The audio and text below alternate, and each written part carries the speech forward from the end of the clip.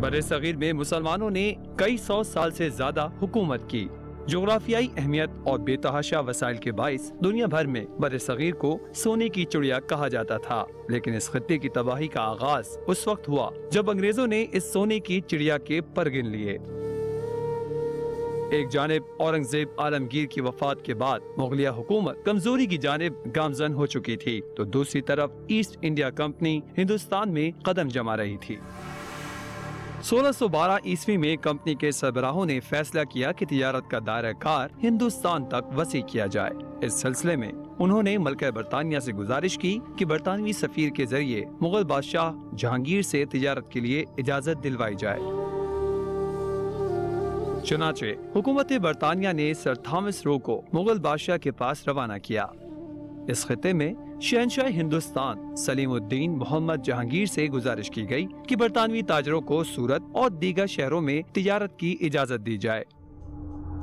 ہندوستان میں تجارت کا پروانہ ملا، جس کے بعد 1613 عیسوی میں ایسٹ انڈیا کمپنی نے سورت کے مقام پر پہلی کوٹھی قائم کی۔ اس زمانے میں اس کی تجارت زیادہ تر جاوا اور سماٹرا وغیرہ سے تھی، جہاں سے گرم مسالہ برآمد کر کے یورپ کو بھاری داموں بیچا جاتا تھا۔ ہندوستان میں بے تحاشا فوائد کو پیش نظر رکھتے ہوئے 1623 عیسوی میں ایسٹ انڈیا کمپنی نے اپنی تمام تر توجہ ہندوستان پر مرکوز کر دی، جس کے بعد 1662 عیسوی میں ممبئی بھی ایسٹ انڈیا کمپنی کے زیر اثر آ گیا اور کچھ ہی عرصے بعد یہ شہر ایک اہم تجارتی بندرگاہ بن گیا۔ 1689 میں کمپنی نے علاقائی تسخیر بھی شروع کر دی، جس کے باعث بالآخر ہندوستان میں برطانوی طاقت کو سربلندی حاصل ہوئی۔ ایسٹ انڈیا کمپنی اگرچہ ایک تجارتی کمپنی تھی، لیکن 2.5 لاکھ سپاہیوں کی ذاتی فوج رکھتی تھی۔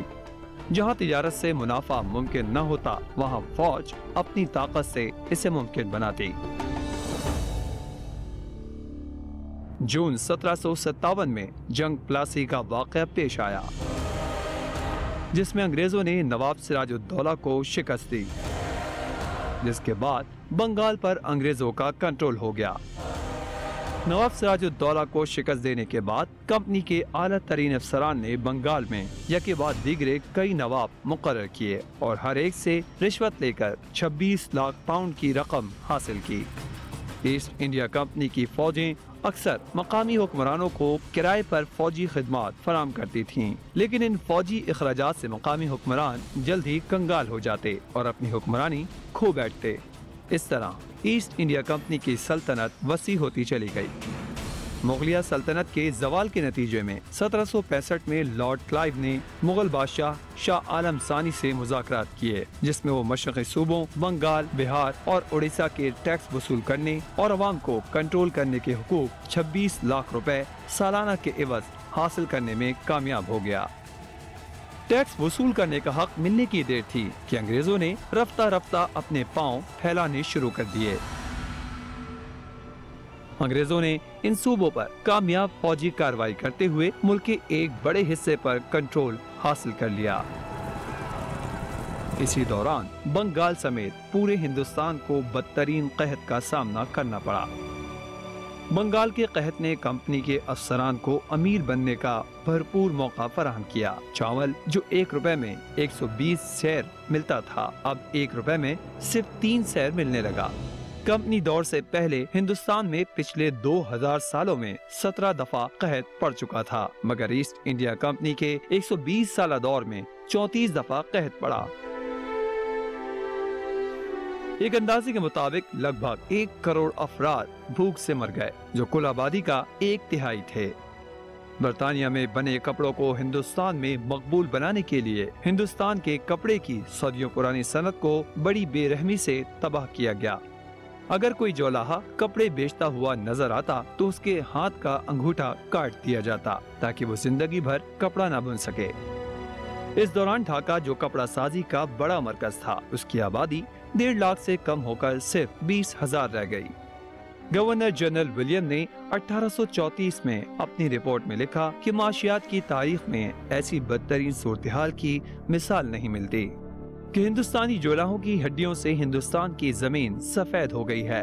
निक रॉबिन्स अपनी किताब the corporation that changed the world में ईस्ट इंडिया कंपनी के बारे में लिखते हैं कि इस कंपनी ने मईशत की तारीख बदल कर रख दी।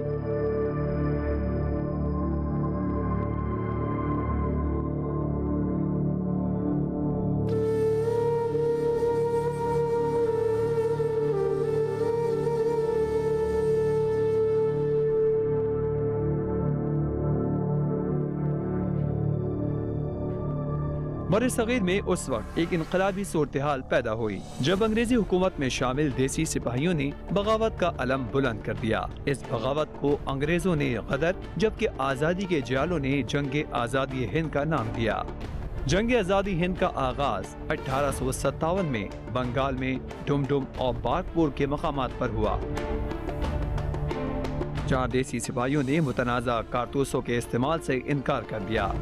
ये कारतूस मुसलमानों के लिए इसलिए हराम थे कि उन पर सूअर की चर्बी लगी हुई थी, जबकि हिंदू इन कारतूसों को इसलिए इस्तेमाल नहीं कर सकते थे कि इन पर गाय की चर्बी इस्तेमाल की गई थी। ये कारतूस इस्तेमाल करने से पहले दांत से काटना पड़ते थे और ये अमल किसी भी मुसलमान और हिंदू के लिए काबिल कबूल नहीं था। अंग्रेजी हुकूमत ने इन सिपाहियों को गैर मुसल्लह करके फौजी मुलाजमत से बर्खास्त कर दिया। लखनऊ में भी यही वाकया पेश आया। बर्खास्त शुदा सिपाही मुल्क भर में फैल गए और देसी फौजियों को अंग्रेजों के खिलाफ उभारने लगे। 9 मई 1857 को मीरठ में सिपाहियों ने चर्बी वाले कारतूस इस्तेमाल करने से इनकार कर दिया, जिसके बाद मीरठ के सिपाहियों को 10 साल कैद बामुशक्कत की सजा दी गई, जिसके बाद देसी सिपाहियों ने बाकायदा बगावत का ऐलान कर दिया। देसी सिपाहियों ने अंग्रेज अफसरों को हलाक करके उनके कैदियों को आजाद करा लिया और मीरठ से दिल्ली की तरफ बढ़ने लगे। मीरठ के सिपाहियों की आमद से दिल्ली की फौजें भी इनकलाब का हिस्सा बन गईं और दिल्ली के मुगल ताजदार बहादुर शाह जफर की तख्त नशीनी का ऐलान कर दिया गया। इस ऐलान के बाद बगावत की आग दूर दूर तक फैल गई।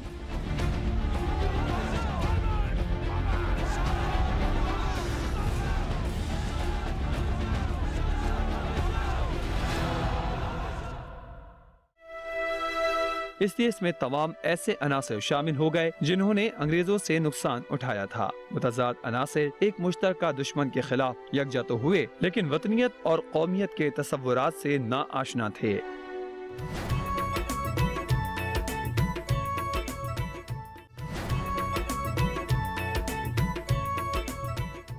मार्च 1858 में लखनऊ पर दोबारा अंग्रेजों का कब्जा हो गया। दिल्ली, लखनऊ, कानपुर, झांसी के अलावा चंद और मकामात भी अंग्रेजों के तसर्रुफ में आ गए। 1857 की जंग आज़ादी में शिकस्त के बाद अंग्रेजों ने हिंदुस्तानियों को बेदरीग कत्ल किया। लंदन के अखबार द टाइम में मुतालबा किया गया था कि हिंदुस्तान के हर दरख्त की शाख पर बागी की लाश होनी चाहिए, और वाकई यही किया गया। दिल्ली में कोई दरख्त ऐसा न था जिससे कोई लाश न लटक रही हो। मुसलमान भी तलवार के घाट उतारे गए और हिंदू भी, लेकिन जल्द ही अंग्रेजी फौज के सिख सिपाहियों ने कत्लो गारत में फरकावाराना रंग भर दिया। मुसलमान चुन चुन कर कत्ल किए जाने लगे। बेशुमार साहिब दौलत मुसलमानों की जायदादें तबाह हो गईं और वो कोड़ी कोड़ी को मोहताज हो गए। इस दौर के सियासी हालात की एक झलक हमें गालिब के खुतूत में मिलती है। मिर्जा गालिब ने दिल्ली में कत्लो गारतगरी के जो हौलनाक मनाजिर देखे वो उनके जहन में नक्श हो गए। गालिब अपने खत में लिखते हैं, ऐ बंदे खुदा, उर्दू बाजार न रहा, उर्दू कहाँ, दिल्ली कहाँ, वल्लाह अब शहर नहीं है, कैंप है, छावनी है, न किला न शहर, न बाजार न नहर। मिर्जा गालिब एक और खत में मुंशी हरगोपाल दुफ्ता को दिल्ली के हालात को यूं बयान करते हैं, मुबालगा न जानना, अमीर गरीब सब निकल गए, जो रह गए वो निकाले गए, जागीरदार पेंशनदार दौलतमंद अहले हरफा कोई भी न रहा। मुफस्सिल लिखते हुए डर लगता है, मुलाजमाने किला पर शिद्दत है, बास फुर्स और दारोगीर में मुब्तला हैं। जंग आज़ादी में होने वाली बगावत और खून रेजी के बाद अगस्त 1858 में ईस्ट इंडिया कंपनी खत्म कर दी गई और इसके तमाम इख्तियारात ताज बरतानिया ने अपने हाथ में ले लिए। ताम 1874 तक कुछ इख्तियारात कंपनी के हाथ में रहे। इस जंग के बाद खुसूसन मुसलमान ज़ेर ताब आए, जबकि हिंदुओं ने मुकम्मल तौर पर अंग्रेज से मुफाहमत कर ली। यूं मुसलमानों पर जदीद इल्म के दरवाजे बंद कर दिए गए और खुद मुसलमान भी नई दुनिया से दूर होते चले गए। यूं पहली मर्तबा दो कौमी नजरिए की बुनियाद पड़ी। सर सैयद पहले मुसलमान रहनुमा थे जिन्होंने मुसलमानों के लिए एक कौम की इस्तिलाह इस्तेमाल की। सर सैयद ने मुसलमानों में तालीमी इनकलाब लाने के लिए कॉलेज और यूनिवर्सिटियां कायम की। हिंदुस्तान में सियासी जमात कांग्रेस का क़याम 1885 में हो चुका था। कांग्रेस में भी मुसलमानों की नुमाइंदगी न होने के बराबर थी, क्योंकि कांग्रेस का असल मंशूर हिंदुस्तान को अंग्रेज सरकार से हिंदुओं के तसल्लुत में लेकर आना था। मुस्लिम रहनुमाओं की जानिब से सन 1906 में मुसलमानों की नुमाइंदा जमात ऑल इंडिया मुस्लिम लीग का क़याम अमल में लाया गया। दिसंबर 1906 में ढाका में सालाना मुहम्मदन एजुकेशनल कॉन्फ्रेंस हुई। इस कॉन्फ्रेंस के इख्तिताम पर मुसलमानों के नुमाइंदगान को नवाब सलीमुल्लाह ने मदऊ किया। इस इजलास में खुसूसी तौर पर 1905 में हिंदुओं की जानिब से तकसीम बंगाल की तहरीक का भी तफसील से जायजा लिया गया। इस इजलास में तय पाया कि मुसलमानों की बाकायदा एक सियासी जमात होनी चाहिए जो बरे सगीर के मुसलमानों की सियासी जद्दोजहद को जारी रख सके। 30 दिसंबर 1906 को ऑल इंडिया मुस्लिम लीग का क़याम अमल में लाया गया, जिसका सदर मकाम अलीगढ़ को बनाया गया। सर आगा खान सोम को ऑल इंडिया मुस्लिम लीग का सदर और सैयद अली हसन बिलगरामी को सेक्रेटरी जनरल मुंतखब किया गया। यही वो सुनहरी मौका था जब बड़े सगीर के मुसलमानों में बेहतर मुस्तकबिल की उम्मीद पैदा हो गई। ऑल इंडिया मुस्लिम लीग में एक इनकलाबी तब्दीली उस वक्त आई जब कायदे आज़म ने ऑल इंडिया मुस्लिम लीग में शमूलियत इख्तियार की। कायदे आज़म मोहम्मद अली जिन्ना 1896 में इंडियन नेशनल कांग्रेस में शामिल होकर अमली सियासत का आगाज कर चुके थे, लेकिन कायदे आज़म को इस बात का अंदाजा हो गया था कि कांग्रेस की पॉलिसी मुसलमानों के हक में नहीं। इसीलिए ऑल इंडिया मुस्लिम लीग के क़याम के बाद वो 1913 में कांग्रेस को छोड़कर ऑल इंडिया मुस्लिम लीग में शामिल हो गए। मुस्लिम लीग में शमूलियत के महज 3 साल बाद ही कायदे आज़म को ऑल इंडिया मुस्लिम लीग का सदर बना दिया गया। कायदे आज़म की कोशिशों से 1916 में कांग्रेस और मुस्लिम लीग के दरमियान एक समझौता तय पाया, जिसे मिसाक़ लखनऊ कहा गया। इस समझौते में मुश्तरका तौर पर हुकूमत में मुसलमानों की नुमाइंदगी का तनासुब तय किया गया। मिसाक़ लखनऊ में इस बात का यकीन दिलाया गया कि मरकजी मजलिस कानून साज में मुसलमानों की नुमाइंदगी 1/3 होगी, जिससे मुस्लिम अक्सरियत के दोनों सूबों यानी बंगाल और पंजाब की कानून साज असम्बलियों में मुसलमानों की अक्सरियत मुस्तहकम होगी। इसके अलावा उन सूबों में जहां मुसलमान अक़लियत में थे, वहां उनकी नुमाइंदगी आबादी के तनासुब से ज्यादा कर दी गई थी। कांग्रेस और ऑल इंडिया मुस्लिम लीग के दरमियान होने वाले मीसाक़ लखनऊ मुसलमानों के हुकूक का अमीन था, लेकिन कुदरत को यही मंजूर था कि कांग्रेस और हिंदुओं का असल चेहरा बर्रे सगीर के मुसलमानों के सामने आ जाए। 1927 में हुकूमत बरतानिया ने शाही फरमान के तहत हिंदुस्तान के लिए साइमन कमीशन का तकर्रुर किया, जिसका मकसद आईनी इस्लाहात का जायजा लेना था। हिंदुस्तान भर में इस कमीशन का बायकॉट किया गया और जल्द से जुलूस हुए। इस कमीशन की सिफारिशात को भी यकसर मुस्तरद कर दिया गया। साइमन कमीशन के बायकॉट के बाद 19 मई 1928 में मकामी सियासी पार्टियों की एक कॉन्फ्रेंस मुनक़िद की गई। इस ऑल पार्टीज कॉन्फ्रेंस में मोतीलाल नेहरू की सरबराही में एक 9 रुकनी कमेटी का क़याम अमल में लाया गया। इस कमेटी ने जो आईनी रिपोर्ट तैयार की, हिंदुस्तान की तारीख में उसे नेहरू रिपोर्ट के नाम से याद किया जाता है। ये रिपोर्ट अगस्त 1928 में शाया हुई। नेहरू रिपोर्ट में मुसलमानों का कोई लिहाज नहीं रखा गया। इस रिपोर्ट में जुदागाना तरीक़े इंतखाबात को मंसूख करने के लिए कहा गया। हिंदुस्तान के लिए वफाकी तर्ज हुकूमत के बजाय वहदानी तर्ज हुकूमत की सिफारिश की गई और मुकम्मल आज़ादी के बजाय नौ आबादियाती तर्ज आज़ादी के लिए कहा गया, जबकि हिंदी को हिंदुस्तान की सरकारी जबान बनाने का मुतालबा किया गया। इन सिफारिशात को देखते हुए कमेटी के जानिबदाराना रवैये का बखूबी अंदाजा होता है, क्योंकि मुआहिदा लखनऊ 1916 में कांग्रेस ने मुस्लिम लीग के जिन मुतालबात को मंजूर किया था, नेहरू रिपोर्ट में उन्हीं से इन्हराफ किया गया। नेहरू रिपोर्ट के बाद मुसलमानों पर यह वाज़ेह हो गया था कि कांग्रेस को मुसलमानों के हुकूक में कोई दिलचस्पी नहीं है।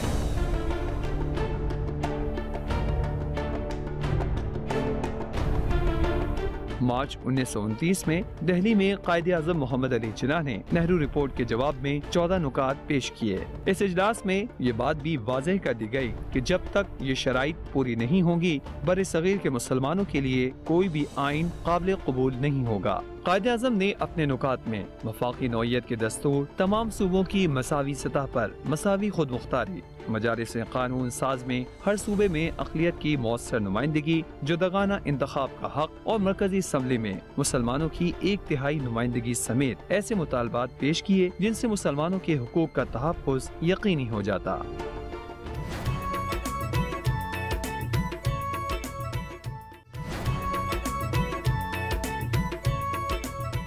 دسمبر 1930 میں مسلم لیگ کا سالانہ اجلاس الہ آباد میں ہوا۔ اس کی صدارت علامہ اقبال نے کی۔ انہوں نے اپنی صدارتی خطبے میں بڑی وضاحت سے ہندوستان کے حالات، مسلمانوں کی مشکلات اور ان کے مستقبل، مسلمانان ہند کی منزل کی نشاندہی کی۔ علامہ اقبال نے مسلمانوں کی علیحدہ قومیت کے نظریے پر روشنی ڈالتے ہوئے مسلم ریاست کے قیام کی بھی بات کی۔ میری خواہش ہے کہ پنجاب، صوبہ سرحد، سندھ اور بلوچستان کو ملا کر ایک ریاست بنا دی جائے۔ شمال مغربی بر صغیر میں مسلمان ریاست کا قیام مسلمانوں کا مقدر بن چکا ہے۔ ان دنوں لندن میں گول میز کانفرنس ہو رہی تھی، لیکن علامہ اقبال گاندھی کی ہٹ درمی کے پیش نظر جانتے تھے کہ کوئی بھی خاطر خواہ نتیجہ نہیں نکلے گا اور مسلمانوں کی منزل ایک علیحدہ مملکت ہی ہے۔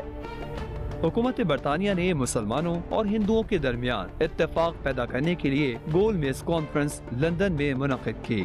1930 سے 1932 کے درمیان 3 کانفرنسز ہوئیں، لیکن ان کا کوئی خاطر خواہ نتیجہ برآمد نہیں ہو سکا۔ گاندھی کا اصرار تھا کہ کانگریس کو سارے ہندوستانیوں کی واحد نمائندہ جماعت تسلیم کیا جائے، لیکن مسلمان اس بے معنی منطق کو ماننے کے لیے قطعی طور پر تیار نہ تھے۔ گول میز کانفرنس میں ناکامی کے بعد حکومت برطانیہ نے ہندوستان میں ایک حکومتی ڈھانچہ قائم کرنے کے لیے 4 اگست 1935 کو ایک مسودہ قانون کی منظوری دے دی، جسے گورنمنٹ آف انڈیا ایکٹ 1935 کا نام دیا گیا۔ یہ قانون 2 حصوں پر مشتمل تھا، جس میں ایک حصہ وفاقی اور دوسرا صوبائی تھا۔ اس قانون کے مطابق مرکزی سطح پر تمام صوبوں اور ریاستوں کے باہمی اشتراک سے ایک آل انڈیا فیڈریشن کا قیام عمل میں لانے کا فیصلہ کیا گیا تھا۔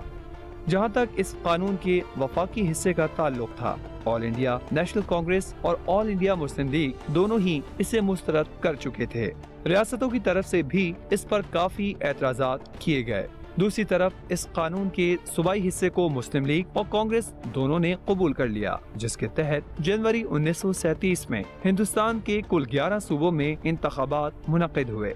نتائج کے مطابق کانگریس کو 5 صوبوں، مدارس، متحدہ صوبہ جات، مرکزی صوبہ جات بہار اور اڑیسہ میں اکثریت حاصل ہو گئی۔ کانگریس کی لیڈرشپ نے ان صوبوں میں مخلوط حکومت بنانے سے انکار کر دیا اور اس طرح ان صوبوں میں واحد پارٹی کانگریس کی حکومتیں تشکیل دی گئیں۔ چند دنوں بعد ہی کانگریس رہنماؤں نے ممبئی اور سرحد میں بھی چند اقلیتی پارٹیوں کی مدد سے حکومتیں قائم کر لیں اور اس طرح ہندوستان کے کل 11 صوبوں میں سے کانگریس نے 7 صوبوں میں اپنی وزارتیں قائم کر لیں۔ 1937 کے انتخابات کے دوران کانگریس کے صدر پنڈت جواہر لال نہرو نے دعویٰ کیا تھا کہ ہندوستان میں صرف 2 قوتیں ہیں، ایک انگریز سرکار اور دوسری آل انڈین نیشنل کانگریس۔ اس پر قائد اعظم نے نہرو کو چیلنج کرتے ہوئے یاد دلایا، ہندوستان میں ایک تیسری قوت بھی ہے، اس تیسری قوت کا نام مسلمان ہے، جسے کوئی بھی نظر انداز نہیں کر سکتا۔ ہندوستان میں انگریزوں کی آمد کے بعد یہ پہلا موقع تھا کہ ہندوؤں کو اقتدار نصیب ہوا۔ انہوں نے اپنی ذہنیت، سیاست، تنگ نظری اور انتہا پسندی کا بھرپور مظاہرہ کیا، بلکہ مستقبل کے لیے بھی اپنے عزائم کا اظہار کیا۔ کانگریس کی حکومت کے بعد صوبائی قانون ساز مجلسوں اور تمام تعلیمی اداروں میں کارروائی کا آغاز بندے ماترے سے ہوتا تھا۔ یہ بات مسلمان اراکین اور طلبہ کے لیے قابل قبول نہ تھی۔ اس طرح گائے کا ذبیحہ ممنوع قرار دیا گیا اور دوران اذان مساجد کے سامنے متعصب ہندوؤں نے ڈھول باجے بجانے کا طریقہ اپنا لیا۔ اس صورتحال پر مسلمانان ہند بوکھلا گئے۔ ان کو نہ صرف اپنا جداگانہ تشخص خطرے میں نظر آنے لگا، بلکہ ایسے حالات پیدا کیے جا رہے تھے جہاں مسلمانوں کو غلامی قبول کرنے کے لیے بھی مجبور کیا جا رہا تھا۔ یہی وہ وقت تھا جب بر صغیر کے مسلمانوں کو اس بات کا یقین ہو گیا کہ ایک آزاد مسلم ریاست کے قیام کے بغیر وہ آزادانہ زندگی نہیں گزار سکتے۔ یہی بات آل انڈیا مسلم لیگ کے رہنما بھی سمجھ چکے تھے۔ اسی لیے 23 مارچ 1940 کو لاہور میں آل انڈیا مسلم کا سالانہ اجلاس نتیجہ خیز ثابت ہوا۔ 23 مارچ کو لاہور کے منٹو پارک میں آل انڈیا مسلم لیگ کے 3 روزہ سالانہ اجلاس کے اختتام پر وہ تاریخی قرارداد پیش کی گئی، جس کی بنیاد پر مسلم لیگ نے بر صغیر میں مسلمانوں کے جدا وطن کے حصول کے لیے تحریک شروع کی۔ بنگال کے وزیر اعلیٰ مولوی فضل الحق نے قرارداد لاہور پیش کی، جس میں واضح طور پر یہ کہا گیا کہ اس وقت تک کوئی آئینی پلان نہ تو قابل عمل ہوگا اور نہ ہی مسلمانوں کو قبول، جب تک ایک دوسرے سے ملے ہوئے جغرافیائی یونٹس کی جداگانہ علاقوں میں حد بندی نہ کر دی جائے۔ اس قرارداد میں مطالبہ کیا گیا کہ مسلم اکثریتی علاقوں کو یکجا کر کے ان میں آزاد مملکتیں قائم کی جائیں، جن میں شامل یونٹس کو خود مختاری حاصل ہو۔ مولوی فضل حق کی طرف سے پیش کردہ اس قرارداد کی تائید یو پی کے مسلم لیگ رہنما چودھری خلیق الزماں، پنجاب سے مولانا ظفر علی خان، سرحد سے سردار اورنگزیب، سندھ سے سر عبداللہ ہارون اور بلوچستان سے قاضی عیسیٰ نے کی۔ قرارداد پاکستان 23 مارچ کو اختتامی اجلاس میں منظور کی گئی۔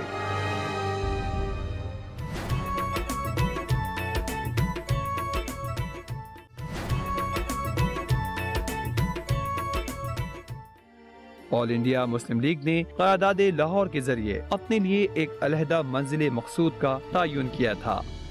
اپریل 1946 میں قائد اعظم نے مرکزی اور صوبائی اسمبلیوں کے تمام تر مسلم لیگی ارکان کا ایک اجلاس دہلی میں بلایا۔ اس میں حسین شہید سہروردی نے ایک قرارداد پیش کی، جس کی روح سے شمال مغرب اور شمال مشرق کے مسلم اکثریتی علاقوں پر ایک آزاد مسلم مملکت کے قیام کا مطالبہ کیا گیا۔ 1946 کے انتخابات کے بعد حکومت برطانیہ نے ہندوستان میں سیاسی کشمکش کا خاتمہ کرنے کے لیے 3 وزراء پر مشتمل ایک مشن ہندوستان بھیجا۔ یہ مشن کابینہ مشن کے نام سے یاد کیا جاتا ہے۔ اس مشن میں لارڈ پیٹرک لارنس، سر اسٹیفرڈ کرپس اور اے وی الیگزینڈر شامل تھے۔ کابینہ مشن کا اصل مقصد ہندوستان میں ایک عارضی حکومت کا قیام اور کانگریس اور مسلم لیگ کے درمیان موجود آئینی بحران کو ختم کرنا تھا۔ مشن نے ہندوستان پہنچتے ہی وائس رائے ہند، صوبائی گورنرز، ایگزیکٹو کونسل کے اراکین اور کانگریس اور مسلم لیگ کے لیڈرز کے ساتھ اپنی بات چیت کا سلسلہ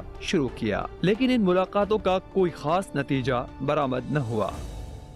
اس لیے مشن نے شملہ کے مقام پر ایک اہم سیاسی رہنماؤں کی مشترکہ کانفرنس بلانے کا فیصلہ کیا۔ یہ کانفرنس 5 مئی 1946 سے 12 مئی 1946 تک شملہ میں منعقد کی گئی۔ کانفرنس میں آل انڈیا مسلم لیگ کی طرف سے قائد اعظم محمد علی جناح، لیاقت علی خان، نواب محمد اسماعیل خان اور سردار عبدالرب نشتر نے شرکت کی، جبکہ کانگریس کی نمائندگی ابوالکلام آزاد، پنڈت جواہر لال نہرو، ولابھ بھائی پٹیل اور خان عبدالغفار خان نے کی۔ دونوں سیاسی پارٹیوں کے موقف میں زمین آسمان کا فرق تھا۔ مسلم لیگ ہندوستان کی تقسیم چاہتی تھی، جبکہ کانگریس پورا ہندوستان حاصل کرنے کی خواہش مند تھی۔ اس لیے اس مشن نے 16 مئی 1946 کو اپنی طرف سے ایک منصوبہ پیش کیا۔ اس منصوبے کو کیبنٹ مشن پلان کہتے ہیں۔ اس منصوبے کی خاص بات یہ تھی کہ اس میں دونوں سیاسی پارٹیوں کے نقطہ نظر کو ایک خاص تناسب کے ساتھ شامل کیا گیا تھا۔ ابتدا میں کیبنٹ مشن پلان پر کانگریس اور مسلم لیگ کا رد عمل مختلف رہا، لیکن 6 جون 1946 کو مسلم لیگ نے کیبنٹ مشن پلان کو منظور کر لیا، کیونکہ اس میں ہندوستان کی تقسیم اور قیام پاکستان کے آثار موجود تھے۔ دوسری طرف کانگریس پس و پیش سے کام لیتی رہی۔ آل انڈیا مسلم لیگ نے 16 اکتوبر 1946 کو عبوری حکومت میں شامل ہونے کا اعلان کر دیا، لیکن اس شمولیت سے ہندوستانی مسئلے کی نوعیت میں کوئی فرق نہ آیا۔ قائد اعظم محمد علی جناح نے قانون ساز اسمبلی میں شرکت کرنے سے انکار کر دیا۔ انکار کی بنیادی وجہ یہ تھی کہ پنڈت جواہر لال نہرو کابینہ مشن کے بعض نکات کو توڑ مروڑ کر پیش کر رہے تھے۔ نہرو اس بات پر زور دے رہے تھے کہ مجوزہ قانون ساز اسمبلی مکمل طور پر ایک خود مختار ادارہ ہوگا اور یہ ادارہ جو چاہے کر سکے گا۔ مسلم لیگ کے لیے ایک ایسے ادارے میں شرکت اپنے مطالبہ پاکستان سے خود بخود دستبردار ہونے کے مترادف تھا۔ اگر قائد اعظم مجوزہ قانون ساز اسمبلی میں شرکت نہ کرنے کا اعلان نہ کرتے تو کانگریس اپنی اکثریت کی بنیاد پر اپنی خواہشات کے مطابق ہندوستان کے لیے آئین تیار کرتی، لیکن مسلم لیگ کسی بھی قیمت پر کانگریس کو اس بات کی اجازت نہیں دے سکتی تھی، اور یوں اتنی سیاسی پیش رفت کے باوجود ان دونوں سیاسی جماعتوں کے درمیان موجود آئینی بحران اور سیاسی اختلاف بدستور قائم رہا۔ اس حکومت میں اتنے اختلاف تھے کہ یہ حکومت بری طرح ناکام ہو گئی۔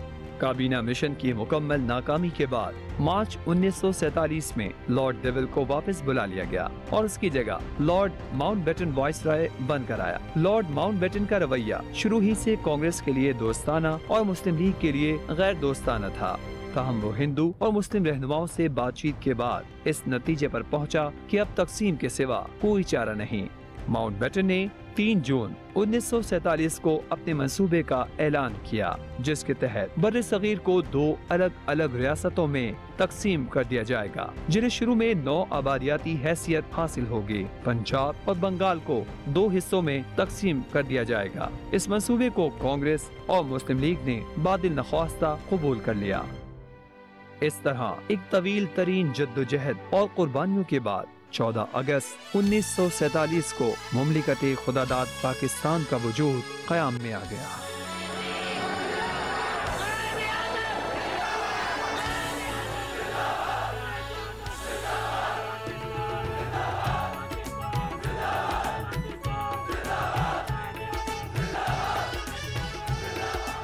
Life and the property and the religious belief should be fully protected by the state at any cost. My guiding principle will be justice, fair play, and complete impartiality in the discharge of my duty. And I'm sure, with your support and cooperation, I'm looking forward to making Pakistan as one of the greatest nations